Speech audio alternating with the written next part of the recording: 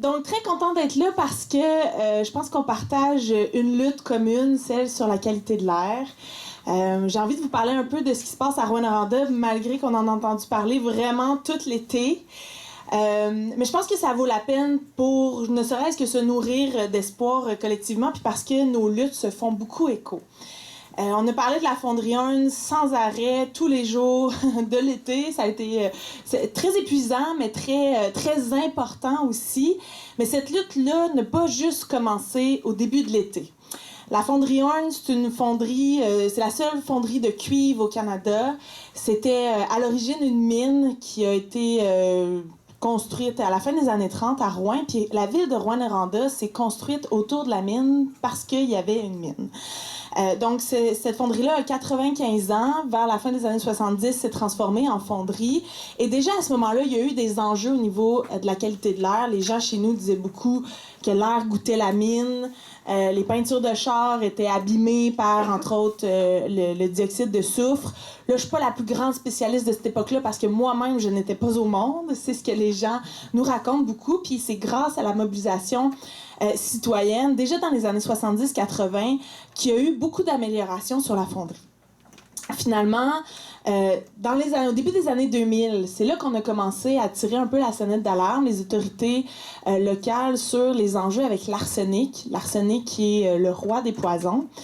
Et à l'époque, c'était un gouvernement libéral qui était là. Et sous prétexte de préserver les profits et la santé économique de la fonderie, n'ont pas décidé de la mettre au pas finalement. Lui ont donné un premier droit de polluer qu'on appelle des attestations d'assainissement qui aujourd'hui ont changé de nom pour des autorisations ministérielles. C'est un petit peu technique, mais bref, qui lui permettait d'émettre 200 nanogrammes d'arsenic par mètre cube d'air, alors que la recommandation des autorités de santé publique, déjà en 2004, c'était entre 3 et 10 nanogrammes. Ça a duré 5 ans. Et là, après 5 ans, il y a eu une période de négociation qui a duré 5 ans. Et la deuxième attestation d'assainissement, finalement, a été signée en 2017 et était en vigueur, dans le fond, pour 5 ans. Donc, on arrive à échéance. Et dans cette dernière attestation d'assainissement-là, on était toujours à 200 nanogrammes, mais en 2021, il fallait arriver à 100 nanogrammes. Désolée si c'est bien des nanogrammes, c'est un peu technique. C'est la genèse. Nous, on arrive en 2018 et moi, rapidement, je rencontre mes autorités de santé publique chez nous qui me parlent de l'étude de biosurveillance qu'ils vont faire sur les enfants du quartier Notre-Dame. Le quartier Notre-Dame, c'est vraiment le quartier qui est au pied de la fonderie. Et là, on va mesurer finalement l'arsenic dans les ongles des enfants. En mai 2019, on m'a présenté les résultats de cette étude de biosurveillance-là et ce qu'on a appris, c'est que les enfants du quartier Notre-Dame avaient 4 fois plus d'arsenic en moyenne dans leur système que les enfants du groupe témoin à Amos. Alors là, déjà là, il y a un peu un effet de commotion chez nous. Les gens, OK, l'arsenic, le pudding à l'arsenic, tout le monde connaît la chanson. Il n'y a personne qui trouve ça le fun quand ça se trouve dans le corps de nos enfants. Et là, dès le départ, nous, on a saisi vraiment ce dossier-là. Moi, j'ai fait déjà des représentations à l'Assemblée nationale. Et je me souviendrai toujours de ma première intervention où c'est le ministre délégué à la Santé, Lionel Carman, qui est un neurologue, hein? Neuropédiatre, qui connaît ça, lui, les enfants et leur développement. Puis qui se lève, puis qui dit « Ah, la première chose que j'ai posée comme question à la santé publique, c'est si les enfants de Rouyn-Noranda sont en santé. » Et oui, les enfants de Rouyn-Noranda sont en santé. Et là, suite à ça, on commence à faire un peu des recherches. Les citoyens sur le terrain commencent à se mobiliser. Il y a un groupe citoyen qui s'appelle Arrêt maintenant, pour Arrêt des rejets des émissions toxiques, qui se rassemble, qui fonde un comité avec des médecins autour de la table. Et on a finalement le rapport qui va parler des résultats à l'automne 2019. Et là, encore là, onde de choc dans la population, nos gens sont intoxiqués à l'arsenic, tout ça. On fait beaucoup de représentations à l'Assemblée nationale. Et là, la CAQ nous prend complètement de haut. On m'accuse de peser sur le piton d'alarme. On dit que les risques de l'exposition à l'arsenic, c'est minime. On essaie vraiment de nous faire à croire qu'on voit ça vraiment pire que c'est, puis qu'il faudrait pas s'en faire.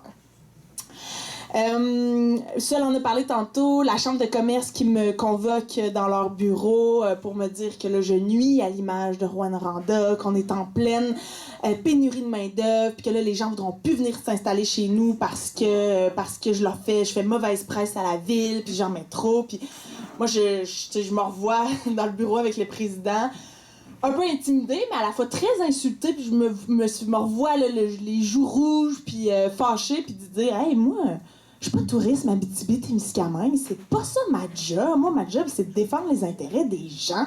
C'est ça ma job. » Puis c'est là où je veux en venir, où je pense que ça, c'est la plus grande qualité, puis c'est pourquoi on fait de la politique, en fait, à Québec solidaire, c'est qu'on perd jamais de vue les gens qu'on représente. Puis à partir de ce moment-là, où on a commencé à parler d'arsenic à Rouyn-Noranda, c'est hallucinant le nombre de personnes qui m'arrêtaient, des parents qui me disaient « Hey, tu sais, c'est en moyenne 4 fois plus d'arsenic, mais moi, mon enfant, c'est 40 fois plus d'arsenic que dans son système. » Fait que, tu sais, des parents extrêmement inquiets, des parents qui se sentent coupables d'avoir eu des enfants dans le quartier Notre-Dame, des familles qui pensent à déménager. Tu sais, on peut pas rester muet puis insensible devant des situations comme celle-là. Donc, on a continué d'essayer de faire progresser le dossier comme on pouvait à travers les leviers qu'on avait à l'Assemblée nationale. Les citoyens sont restés assez mobilisés sur le terrain, mais c'est une lutte qui restait toujours entre les frontières de l'Abitibi-Témiscamingue. Puis c'est drôle parce que hier, j'ai republié une lettre sur mes réseaux sociaux que j'ai publiée le 16 août 2019 dans Le Devoir. Puis le titre, c'était « L'arsenic, la crise dont personne ne veut parler ». Je me souviens, à l'Assemblée nationale, je faisais des points de presse, puis je déchirais ma robe en 1000 morceaux pour parler de ce qui se passait à Rouyn-Noranda avec l'arsenic.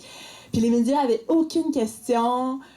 Les gens avaient vraiment... Les médias avaient pas d'intérêt à couvrir ça. Et là, est arrivé cet été, où il y a un journaliste de Radio-Canada dans ma région qui a sorti un article comme quoi, quand ils ont déposé le rapport de biosurveillance à l'automne 2019, le directeur national de santé publique de l'époque, Horacio Arruda, avait retiré l'annexe 6 qui parlait de l'incidence du taux de cancer du poumon qui était plus élevé à Rouyn-Noranda.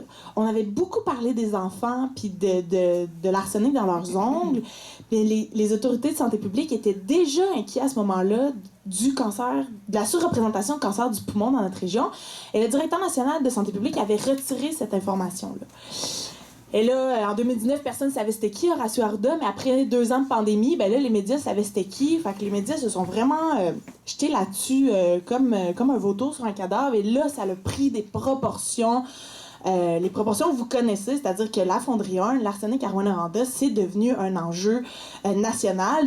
Puis là, on s'est rendu compte que, hey, on en parlait depuis 3 ans, finalement. Ça se parlait beaucoup dans cette région-là. Et il y a des citoyens qui étaient mobilisés depuis longtemps, puis on n'a peut-être pas assez donné l'attention que cette situation-là méritait. Alors, au début de l'été, quand moi je me promenais dans la rue, je me rendais compte à quel point les gens avaient besoin de parler de cette situation-là. Fait qu'on a organisé une assemblée publique à la fin du mois de juin. Il y a 250 personnes qui se sont déplacées, une centaine de personnes qui ont suivi sur Internet.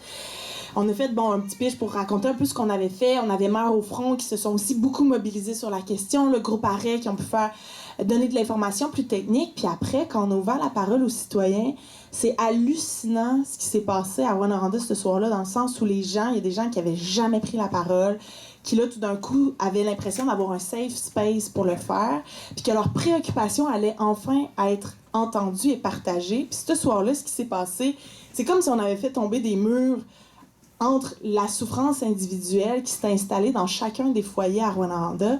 Puis tantôt, je parlais de la mère son enfant avait 40 fois plus d'arsenic. Bien, depuis cette première étude-là, on a aussi testé les adultes. Et là, les gens se relançaient, là. J'avais l'impression qu'on était un peu à l'encan, là. Moi, la moyenne, c'est ça. Ben moi, j'étais 7 fois, 10 fois, 30 fois au-dessus de la moyenne. Il y a une femme qui s'est levée, qui a dit « Moi, j'ai jamais pris la parole, mais moi, mon enfant top le score, 50 fois plus d'arsenic dans son système.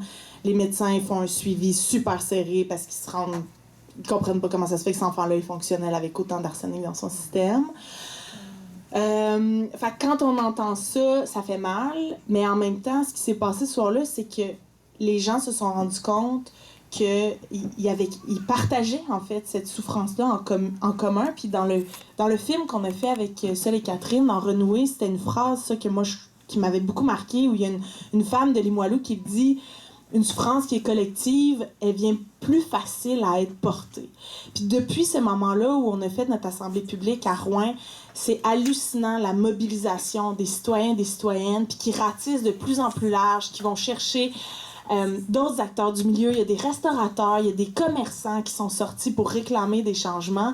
Puis en ce moment, là, il n'y a pas de demi-mesure. Ce que les gens à Rouyn-Noranda réclament, c'est la norme québécoise.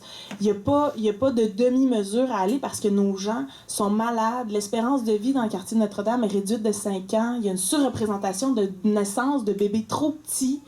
Je veux dire, les impacts sont majeurs. Et là, à l'aube des élections, en fait, c'est clair que, je veux dire, nous, Québec solidaire, pour nous, il n'y a pas de compromis à faire. Et là, ce qu'on a appris hier matin, c'est qu'il y avait aussi 89 entreprises comme la Fondrion qui bénéficient de droits de polluer comme ça pour toutes sortes de raisons, en fait. Puis on n'a même pas le détail de ces droits de polluer-là parce que le gouvernement cache ces informations-là. Mais en 2022, là, il n'y a plus de compromis à faire. On n'est plus dans une ère, puis surtout pas avec Québec solidaire, où on va dérouler le tapis rouge à ces entreprises-là pour qu'elles viennent nous polluer notre santé, puis porter atteinte à notre santé puis à notre environnement. Cette époque-là, elle est révolue. Et j'ai envie de terminer sur... Oui, c'est une lutte pour la qualité de l'air, mais ce qu'on est en train de voir, en tout cas à Rouyn-Noranda, puis ce qui a le potentiel de devenir, je pense, à l'échelle du Québec, c'est une lutte d'autodétermination. On est en train de définir les paramètres dans lesquels on veut que nos entreprises opèrent, et ça ne doit plus se faire sur le dos de la santé des citoyens ou de l'environnement. Ces entreprises-là, ces industries-là, ces multinationales-là doivent respecter les normes que nous sommes collectivement données. Puis si ce qui se passe avec la fonderie 1 peut porter atteinte à l'image de Rouyn-Noranda, moi, ce que je dis aux gens, là, imaginez qu'on va l'avoir gagné, cette bataille-là. Comment, ça va être quoi notre réputation à l'échelle du Québec? Ça, les gens m'en parlent, les gens de partout m'en parlent. On va être reconnus comme des gens qui s'en laissent pas imposer, qui se font pas manger la laine sur le dos, puis qui se disent non quand ils trouvent que ce qui se passe, ça n'a pas de bon sens. Puis ça, à terme, ça va être payant. Puis je pense que ça a le potentiel d'être comme ça pour l'ensemble du Québec, pour ces 89 entreprises-là qui nous polluent pour leur profit. Puis ici aussi, à Québec, avec la hausse du nickel.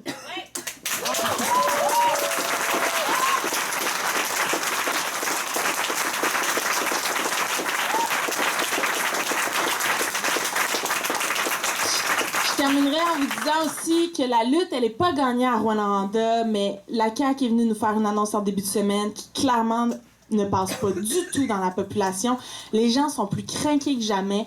Puis moi, là, je sens que la victoire, on va l'avoir. Là. Ce n'est qu'une question de temps. Ça va être énormément d'énergie. Ça va prendre du monde dans la rue. Ça va prendre du monde avec plein d'idées pour mettre de la pression sur les instances décisionnelles. Mais je suis convaincue qu'on peut la gagner. Puis moi, ce que je retiens comme leçon, c'est quand on est tous ensemble, là, on peut déplacer des montagnes. C'est hallucinant. Fait qu'il faut pas lâcher. Il faut pas lâcher à Rouyn-Noranda. Il faut pas lâcher dans Limoilou. On peut les avoir. C'est stylé.